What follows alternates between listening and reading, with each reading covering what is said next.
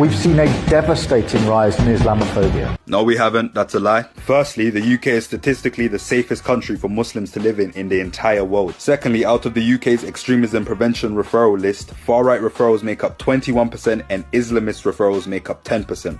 The far right are the reform voters who want strong borders, which make up the projected voting majority in the UK.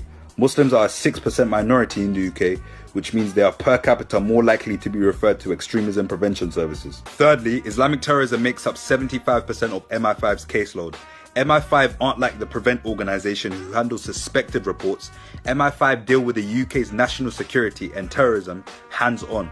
So if Islamic extremism is both the majority of a terrorism caseload and the minority of extremism prevention referrals, then that means the UK government is gaslighting Britain to believe there's more far-right extremists than Muslim extremists, even when there's more far-right referrals but less far-right terrorism, and less Islamic extremist referrals but more Islamic terrorism. Fourth point, everyone wants to talk about Islamophobia, but the biggest victims of Islamic terrorism globally are Muslims.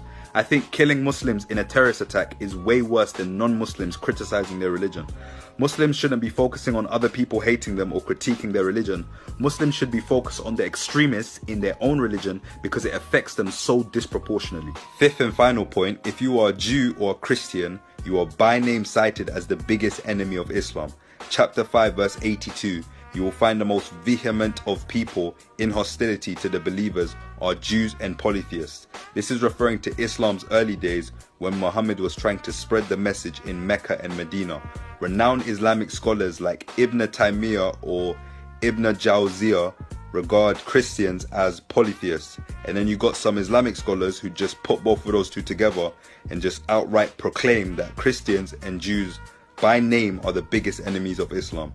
If I'm wrong about that last point, then feel free to find me the exact same thing, just with Jewish or Christian scholars that explicitly call Muslims by name and refer to them as the enemy.